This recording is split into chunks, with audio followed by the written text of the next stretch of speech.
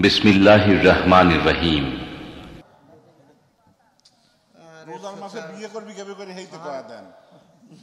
রমজান মাসে একটি নেকের কাজ করলে 70 গুণ সওয়াব যদি হয়, তাহলে বিয়ে করলে নেকের কাজ। এখানে রমজান মাসে বিয়ের বিধান কি? রমজান মাসে বিয়ে করলে কোনো অসুবিধা নেই। বিয়ে করাতে নিষেধ আছে নাকি?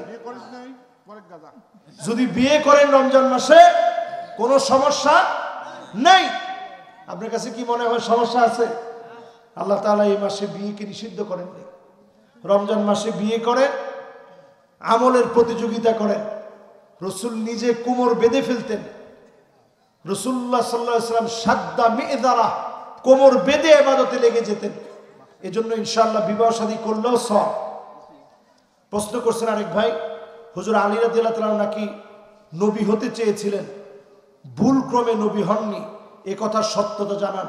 এটা ঢাহা একটা কুফরি কথা। কি কথা?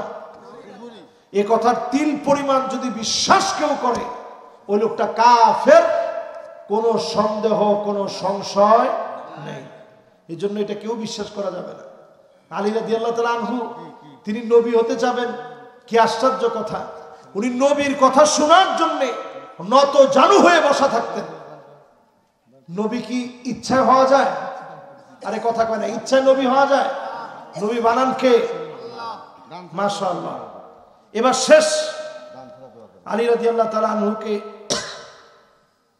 নবীজি সাল্লাল্লাহু আলাইহি ওয়াসাল্লামের চাইতে বড় মনে করা যাবে কিনা? কোনোভাবেই, নাউজুবিল্লাহ বলেন,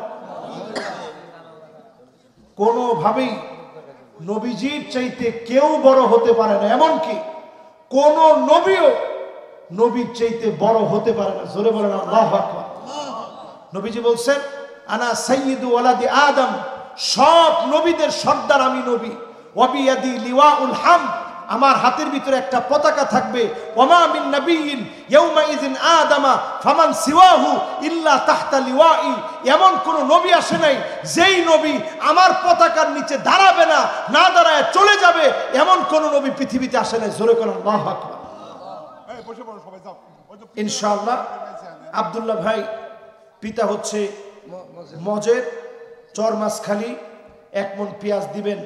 দাদা দাদির জন্য দোয়া চেয়েছেন। আমরা দোয়া করি যত আত্মীয় স্বজন কবরে চলে গেছে সবার গুনাহ খাতা যেন আল্লাহ মাফ করে দেন। আলী রাদিয়াল্লাহু তাআলা আনহু, উনাকে মাওলায়ে আলী বলা যাবে কিনা? বিষয়টা এমন, এটা নিয়ে কথা বললেই কালকে থেকে বিতর্ক শুরু হয়ে যাবে।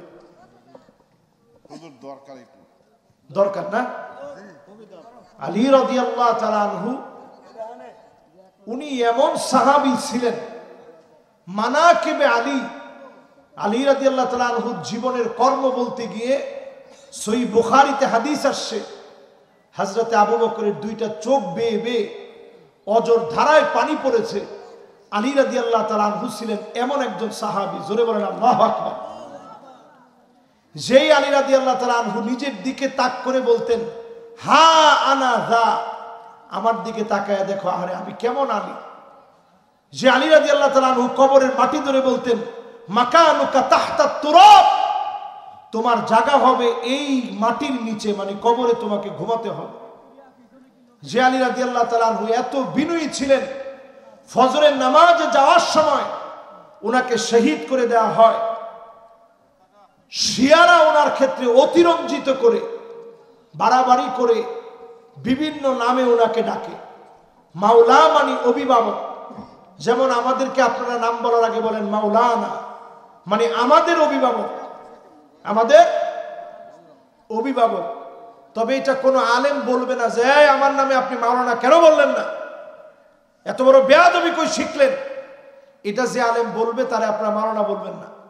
যে আলেম এত অহংকারী হয়, সে আলেম তো মাওলানা হওয়ার কোনো যোগ্যতা সে রাখে না। ঠিক কিনা বলেন? এই জন্য মাওলায়ে আলী, এটা উনি নিজে কোনোদিন বলেন নেই। পরবর্তী সময়ে উনাকে সম্মান দেখায় পরবর্তী যুগের লোকেরা বলছেন। অভিভাবক অর্থে যদি আপনারা বলেন, খুলাফায়ে রাশিদিন আমাদের অভিভাবক। রাসূল হাদিসের ভিতরে বলছেন, ওয়া আদ্দু আলাইহা বিন নওয়াজিজ, এই দাঁতরে নওয়াজিজ বলে। এই দাঁতরে আপনার লোকেরা কি দাঁত বলেন? আরে মারির দাঁত। সামনের দাঁত দিয়ে যদি আঁকড়ায় ধরেন টান দিলে ছুটে যাবে, মারির দাঁত দিয়ে ধরলে ছুটবে না। তাহলে খোলাফায়ে রাশিদিন যাদেরকে আল্লাহর হাবিব আনুগত্য করতে বললেন, অনুকরণ করতে বললেন, আলাইকুম বিসুন্নতি, আমার সুন্নতকে তোমরা ফলো করো। এরপরে নবীজি বললেন ওয়া সুন্নতি খুলাফায়ে রাশিদিন আল মাহদিয়িন, সৎ পথপ্রাপ্ত সুপথপ্রাপ্ত খুলাফায়ে রাশিদিনদেরকে অনুসরণ করো। এজন্য কেউ যদি বলে আমাদের অভিভাবক, এই অর্থে ওনাকে এই নামে ডাকা যাবে, ডাকলে কোনো অসুবিধা নেই, ডাকলে কোনো অসুবিধা নেই।